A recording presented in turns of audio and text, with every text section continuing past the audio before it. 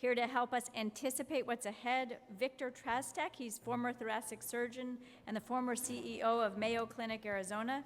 Dr. Trastek now runs the ASU School for Science of Healthcare and Delivery.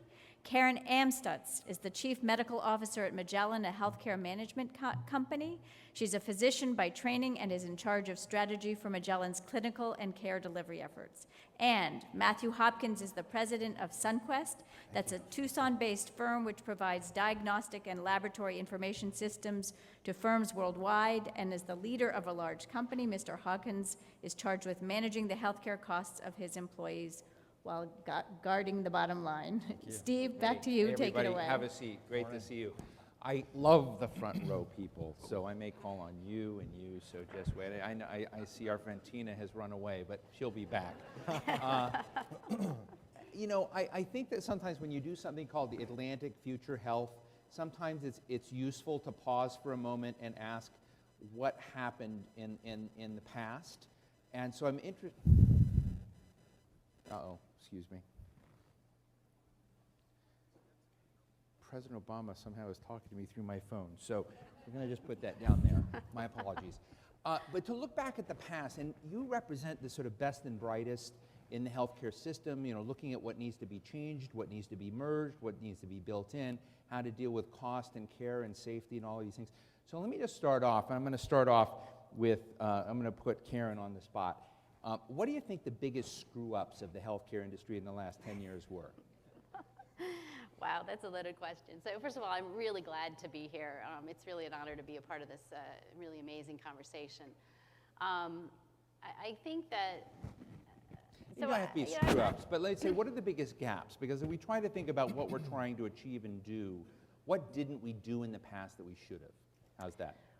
Well, I think that there's been, I think there are definitely some gaps, and I think certainly one that the previous speaker was talking about is really the silos that we have between different areas, and I think we've had a lot of siloing in education, we've had a lot of siloing in disciplines like pharmacy and medical and nursing, and probably not training folks as teams. So the gap really is this movement, or maybe a latency in training people to be part of a healthcare team. So we got people in silos and assembly lines.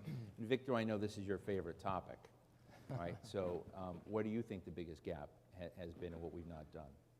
Well, there's certainly been, one could talk about several things, but the one I would think of addressing this morning, and it's a pleasure to be here and appreciate the Atlantic and Blue Cross Blue Shield putting this together. This is important.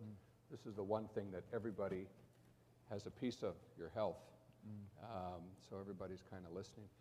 I think there's always been a disconnect concerning how the patient views healthcare. They really didn't understand how it was paid for, what it cost. So to them it was, at some point, almost free. You know, I can get all I want. And the second is there really hasn't, lately anyway, been a culture of health for the patient to have skin in the game, to actually take care of themselves. Our mentality here has been in this country, for the most part, I'm just going to drive the car off the road, and they'll fix it for me, and then I can get back on the road and just drive off again. And I don't know what it costs, but you know, I get to do that. And no one's ever considered a wreck and beyond repair. Yeah, at least not until it becomes that way for real. So I think getting the patient involved in their own health and getting the patient involved, understanding how the healthcare system works and what part they're responsible for and how it's paid for. We've just been out of the game as patients for a long time. Matt, what do you think about that question? So again, it's great to be here. I'm very grateful to be here as part of this dialogue. It's early in the panel yet. It is, and I agree with Victor and Karen.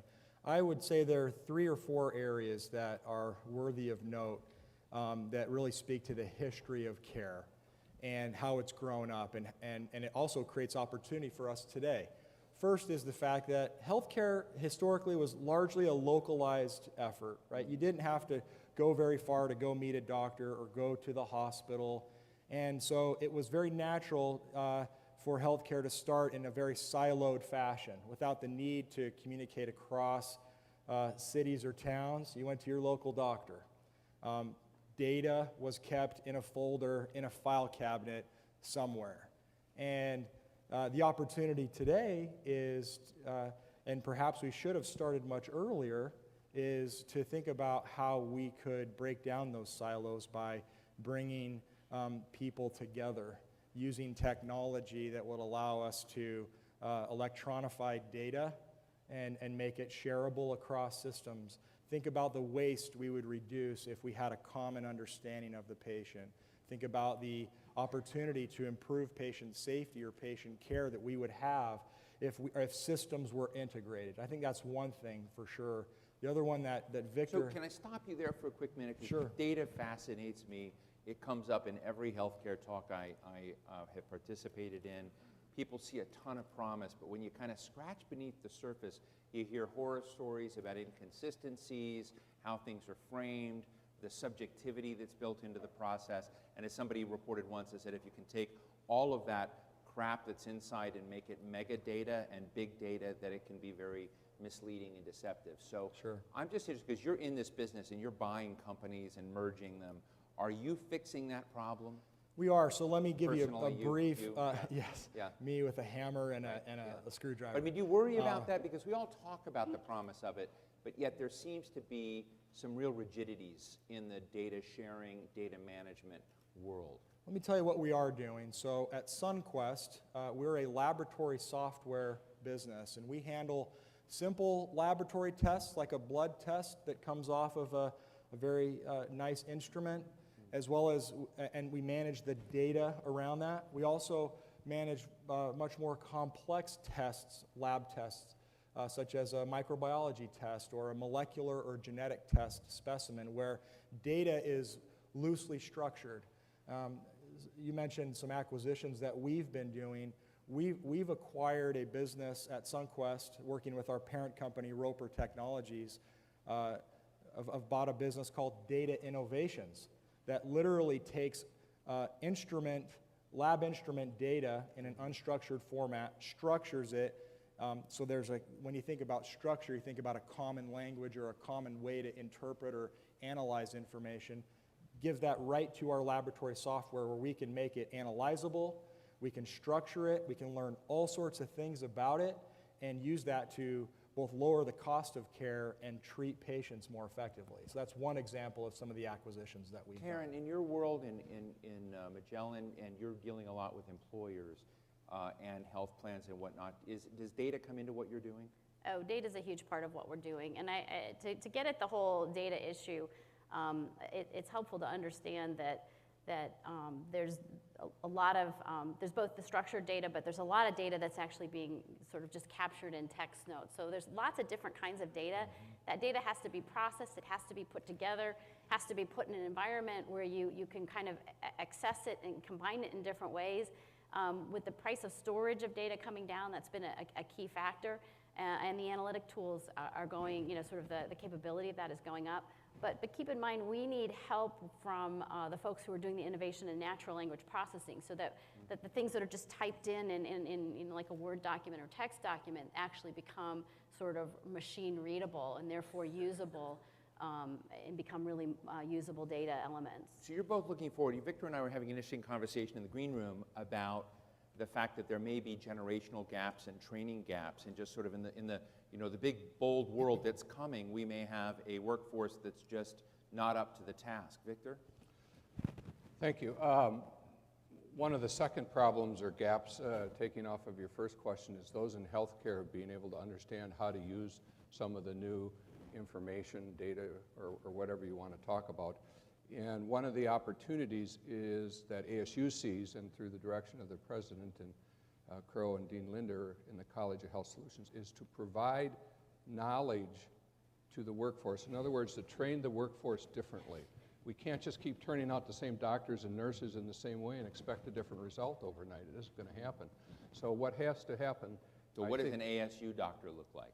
Well, ASU does not have a medical school, so they're doctors who aren't from medical school. They're in the business of trying to develop and deliver the knowledge that helps fill that gap that doctors, nurses, and pharmacists aren't trained, such as population health, leadership, systems engineering, health economy and health policy. So we're trying to provide that knowledge, but both teaching it at undergrad, grad, online, on ground, and with the Mayo Medical School, which which I'll get to in a minute, so that the people coming out now think differently. They have a little different way of looking at things, and maybe they'll make different and better decisions.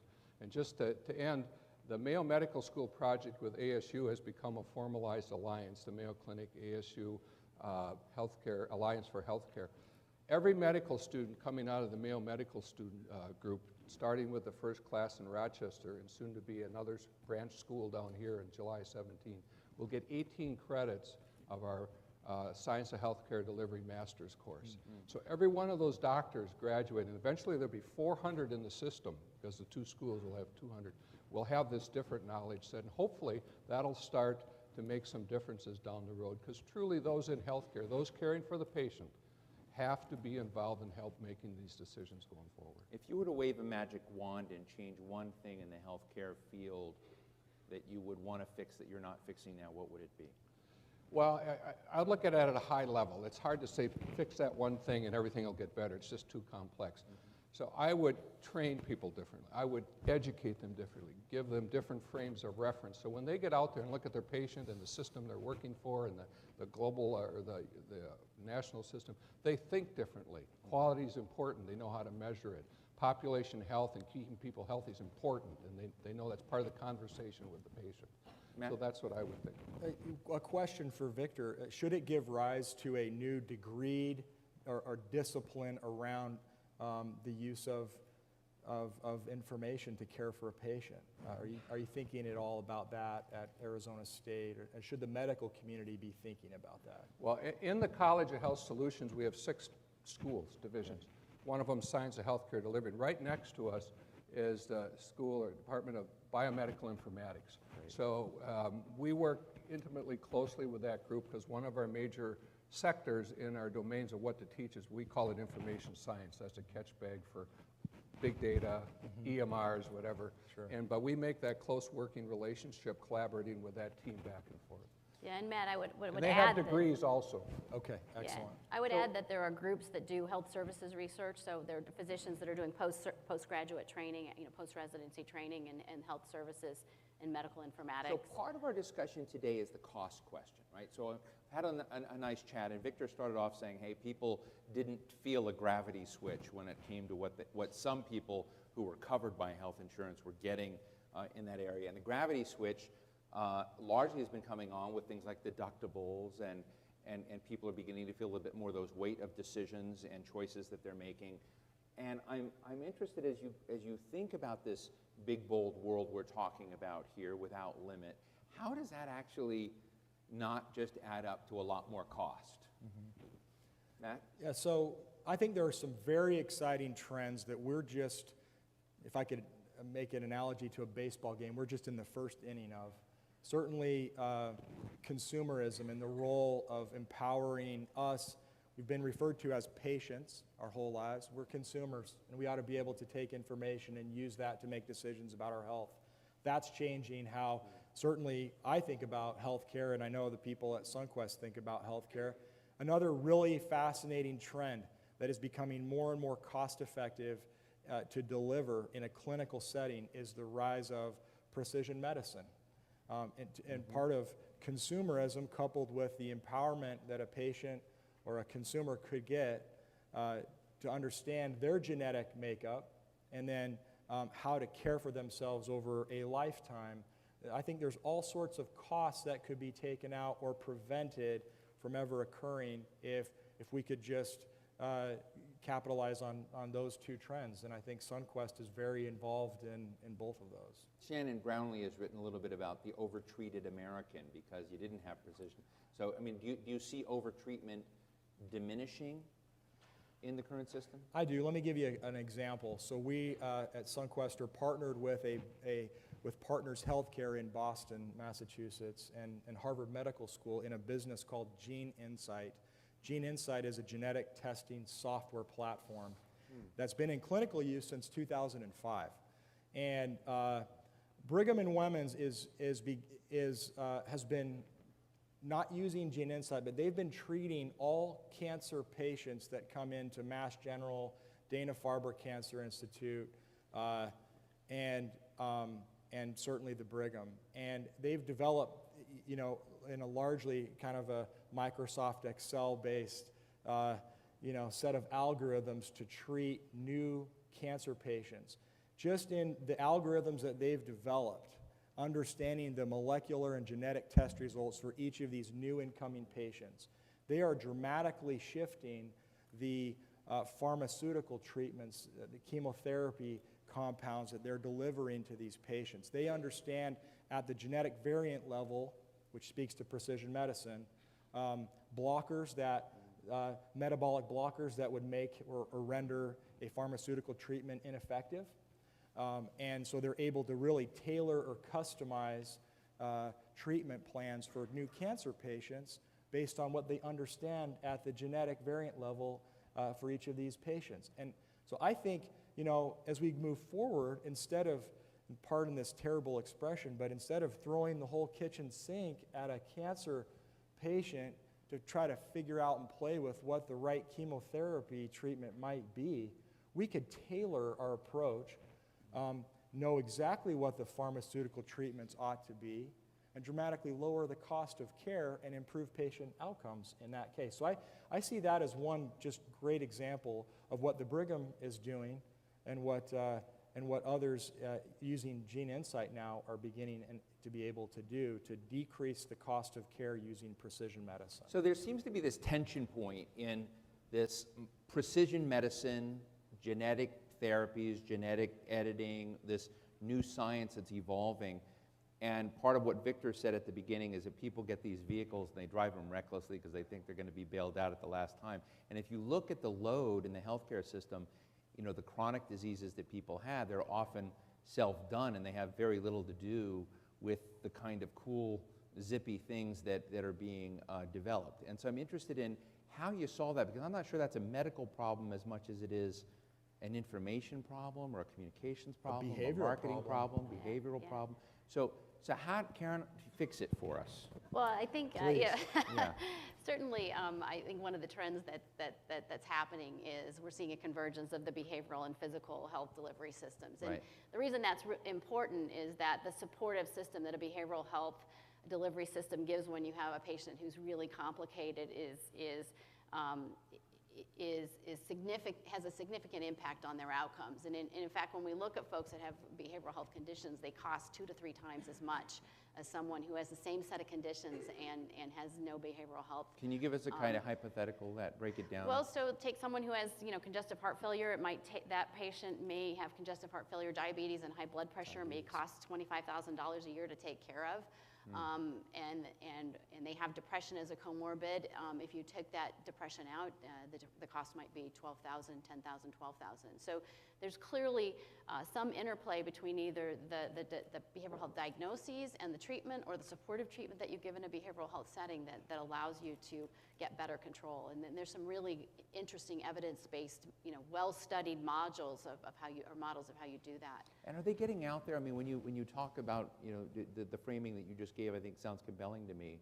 But when you go out to the broad country, you go out to Arizona, how hard is it to do show and tell so that people, are inculcated, that health professionals and actually consumers of health understand what you just said?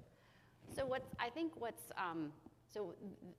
hard about this kind of work is it's really grassroots type work, and it actually is changing the actual way that care is delivered. We actually, physicians, let's just say that you want to incorporate behavioral health into a primary care practice. You have to change the way you screen at the front end. You have to think about, do I have systems of care in place so I know if I get a positive screen, I know what my next step is, and it isn't going to take an hour of my day to try to figure it out. So there's this idea that we have to change and transform the way we do our work is a necessary precondition, and it's going to take, health leaders that are trained the way Victor was talking, who have this sort of multidisciplinary, both management skills and clinical skills. In order to do that, there's lots of physicians that are out there today that are also, embracing this and doing it. But it's those who have done it and done it well know it's really hard work. Matt, you want to? Well, I would completely agree with Karen. I was thinking of one other avenue that really requires our collective best efforts. Employers, historically, you look back, and employers have provided much of most of the private insurance access to employees over the last several decades. And you think about the rise of consumerism and us as individuals taking more responsibility for our health care. As high deductible plans kick in, you know, we're a large employer in southern Arizona, and I'll tell you, we're constantly trying to engage with our team members and our employees and help them take control of their health. We're sponsoring wellness, wellness fairs and all sorts of events to have competitions. Who can walk the farthest in a given week? When we introduce a new employee to our team, we spend time talking about our health plan and the fact that there is an increasing amount of the deductible that may be a patient's responsibility in certain situations or an employee's responsibility in certain situations. And so educating them is a relatively new thing as well. You could drive your car, as Victor said a couple decades ago, so to speak, crash it and not care about it, but not anymore. I don't want to get political here, but I'm going to get political. One of the themes in the current debate, presidential debate, is just basically taking companies out of the equation entirely and having a completely individual-based healthcare system. Does that help literacy? Does it hurt literacy from your perspective? Well, for mine... Cameras are going. Okay. Employers play an important role today. I see at Sunquest, we play a role in educating individuals and families about how to get the most out of the health benefits that we offer. Right. If someone can step in and play that role, it would be interesting to see them do that. We do it in part because we care about our employees and team members, in part because our annual premium increases are mid to high single digits or sometimes low double digits, and we have to care.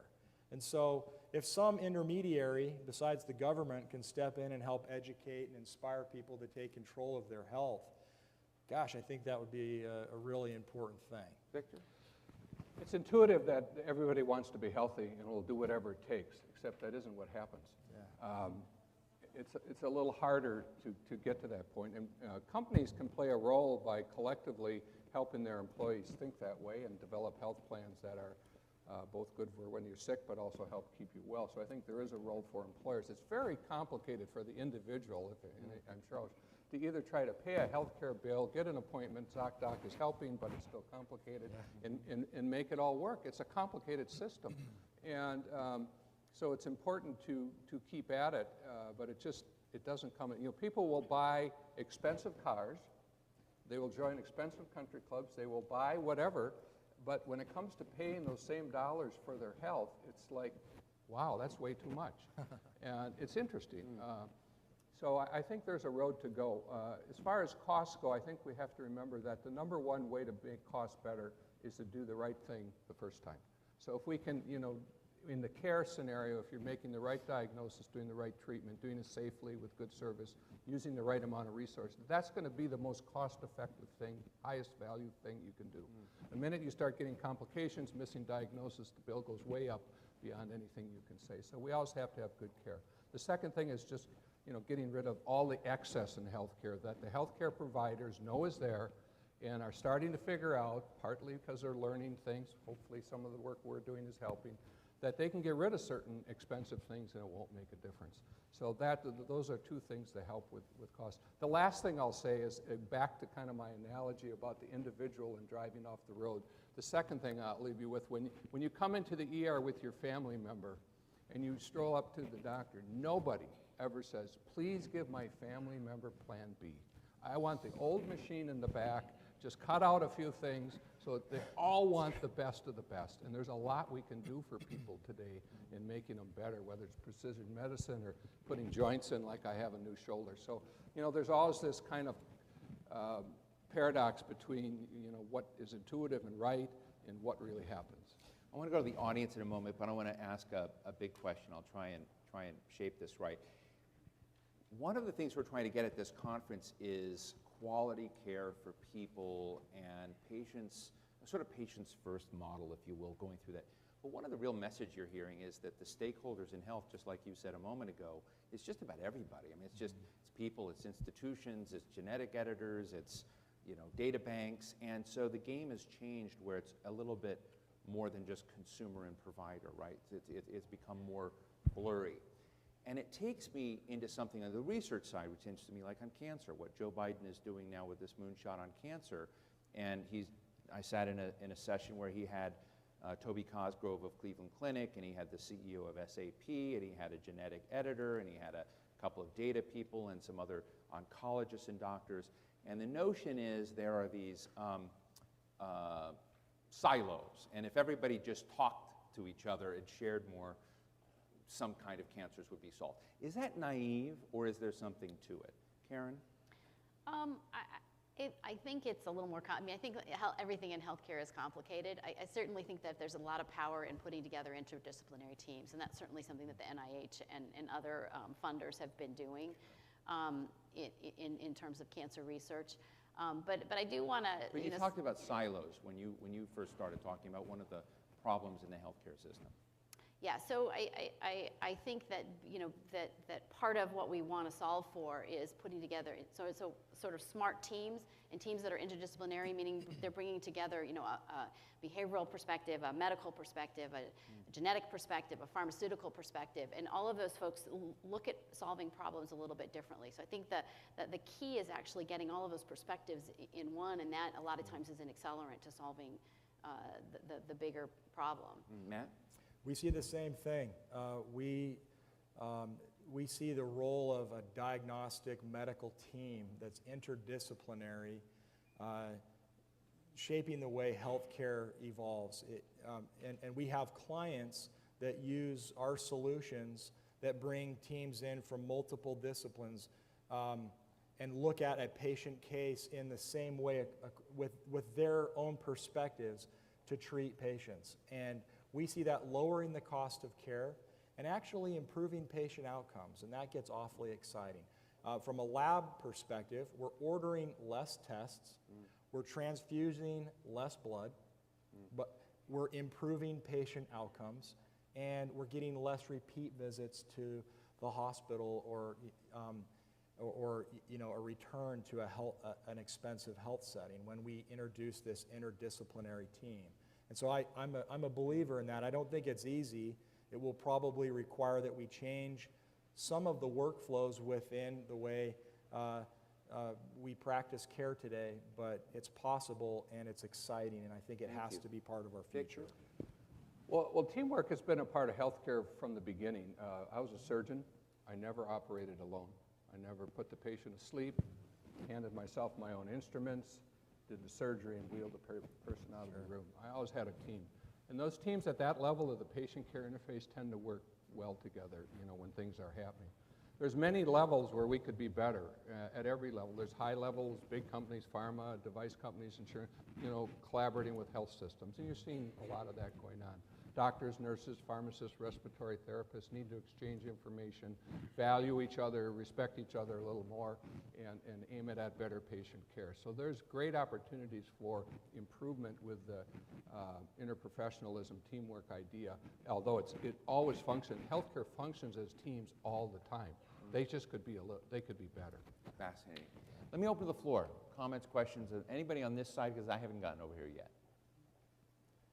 No, this far side. Great. Sure. I'm Brad Doubling. I'm a physician investigator at ASU. There's been a lot of great ideas today about the future of healthcare. One of the things we know about biotechnology and entrepreneurship is investing in research and development is a core part of being competitive. What do you think about the fact that our investments in research funding federally have been declining over the last 7 years? And what are some other strategies for investing in research to be part of the solution? And great question. I'm going to leave that one to you. Research is always at the front of innovation in good things, both clinically and non-clinically. And it has been distressing, especially for researchers, the cutting in funds. I think one has to be creative, and I would just, and where you get the funds from, but I would just throw out the idea of collaboration, that people need to collaborate more together. There needs to be more coming together of entities, whether the NIH or whether it's business or whether it's device companies or universities, working more together. I know it's kind of a vague concept, but that's one way you can get more out of what you have and make sustainability more possible. In other words, you can keep the research going. So I would argue people need to find ways to collaborate better. I would just say, as a promotion of the Atlantic, we organize the Washington Ideas Forum each year, and last year Francis Collins, the head of the NIH, was asked that exact same question, as was a cancer researcher from Penn Med, who's one of the leading lights in immunotherapy, and they went through the nuts and bolts of the heart attacks in funding, not only the decreases in funding, but the instability of funding through some of the budget debates. And they're important. So I would direct you to it because they're very compelling moments in that Ideas Forum that I think are worth taking a look at. Other questions, comments? Yes, right here. And we'll come up to you. David Edge, American Retirement Advisors again. I get two. Matt, you brought it up, but this is really a question for Karen. Over the last 10, 15 years, we've seen a paradigm shift from going to the doctor when you're sick to get better and going and getting your physical. Now, over the last 10 to 15 years, we hear a big push about wellness checks. So my question to you is, are you seeing the needle move at all by more people going and getting wellness checks so that we nip it in the bud before it turns into something serious? Wonderful question. Yes, thank you. So I think on a sort of large scale, I would say yes, it's going up, and one of the driving forces actually is payment. Part of ACA was to actually cover preventive care at 0% copay or 100% payment. So we're definitely seeing that. And keep in mind, previously Medicare did not cover preventive care visits, so that's been a very big catalyst to sort of, the payment actually sort of driving the willingness of folks to do it. To sort of say, I think there's definitely been this sort of predilection not to want to pay for certain parts of care. So I think the other trend that's fueling this, though, is that there's a lot more data and a lot more data transparency and more reminders and sort of strategies to help patients engage or to be more proactive about their engagement. So I also think that people are using the data they have more effectively to identify patients who are in need of these services. Did you want to comment, Matt? You looked excited by that. I am excited about this topic. I think preventative care and knowing as much as we can at the patient level is very empowering. I think we're sitting on the front end of the most exciting decade in healthcare with new and innovative technologies that help people take care of themselves and help us as innovators or technologists provide care too. I want to go to this patient gentleman right here. Oh, I'll go to both of you. We've got a couple minutes, but we'll go to you. And before I go, but Matt, do you end up with a no, I mean, you know, the have versus have-nots, but a no versus no-nots problem that people become, they wear their wearables, they get their data, they're in touch with their smartphone, and there's a certain crowd of health-aware folks, and there's a certain crowd of health-unaware folks. And does that become a problem for society? Just a quick answer. It is. It is a problem today. Not everybody has a smartphone. Not everybody wears a Fitbit or a Garmin. And not everybody knows how to use that information to change their own behavior. So it's upon all of us to figure out ways to simplify what we present, to make it available and make it accessible, democratize it for people. I think that's how we lower costs and improve patient outcomes. Terrific. Yes, sir. My name is Phil Schneider. I'm the Associate Dean for the College of Pharmacy at the University of Arizona here at the Phoenix Biomedical Campus. We've heard a lot about technologies that have the potential to improve health and trying to retrain our health professionals, including pharmacists, medical students, nurses, et cetera, to understand working together and breaking down the silos. But when we look at the first slide that was talked about, 9 healthcare behaviors that result in 12 conditions that represent 80% of the healthcare costs, ultimately it comes down to behaviors. And so one of the challenges I think we have is creating the conditions under which people change their behaviors. One way to do that, and I had some experience at this with my previous employer, is to look at the way the accountability for someone's own health. And so the system we developed was a lower premium for people that had certain health risk behaviors, the modifiable health risks that changed. Gave them a check at the end of the year if they earned certain numbers of points. And one of the things that I've seen in the car insurance business, to talk about your car wreck metaphor, is progressive insurance. That allows you at your own volition to put a technology in your car to measure whether or not you're driving safely or otherwise. And it adjusts the premium based on whether or not you drive safely or not. Do you see that as a strategy, or those kind of strategies as a way to create the conditions good under which startup people idea. seek out the technology, use the technology, and work with us as healthcare professionals to improve their own health because they have a personal incentive to do it? I'm writing this Somebody may down be as a stealing business your plan. idea right Yeah, now this is a of good watching business plan. online and doing a startup. Yeah. Go ahead, Matt. Absolutely, yes. We do that as an employer today in the form of incentives. They're minor. They're not as sophisticated as the great idea you just described. But anything that we can do to make people aware in the form of incentivization, that's a great step in the right direction. Well, I just want to add one point to that I think is an area that we haven't really discussed yet, and that is that the environment in which we live can actually change our behaviors. And for example, people have actually studied the built environment, and we know where we place a sidewalk if it's next to a street, there'll be less walking on it than if there's a grassy barrier between the individual walking and the traffic. So I do think we also need to reframe part of this debate and saying, look, we're creatures that respond to our environment, and we may be able to change our behaviors by also thinking about how we change our environment, whether it's our built environment, our food environment. So I do want us to sort of think about, it's not just about incentives, it's also about some of these other things that are in the public domain. I tend to put on my Fitbit after eating a cinnamon roll. I need to leave it on all the time, but yeah, right there. Hello, I'm Rebecca Cooner, and I'm a nurse practitioner. And I wanted to make a comment on the previous question about has the dial moved on preventative care. I think a lot of people think, we live in an instant gratification society, but preventative care takes a lifetime. You don't get, coronary artery disease in, a year or 2 years. It takes 30 years or 40 years. So to change your behavior midstream, it's going to take a long time to see that dial move. Victor, that sounds like your question. Well, I would just say that we need to improve our culture of health, and that really, and not only is all of us, and it's hard, but it needs to start with the youngest in a culture of health. I remember, and this will date me terribly, back in the days when we had a yearly national test of our healthiness or our wellness, and that was a big deal. And kids were, now maybe the eating habits are different, a lot of things are different socioeconomically today, but I think trying to push the culture of health across all age levels and all of us will help eventually to improve our ability to have a better healthcare system.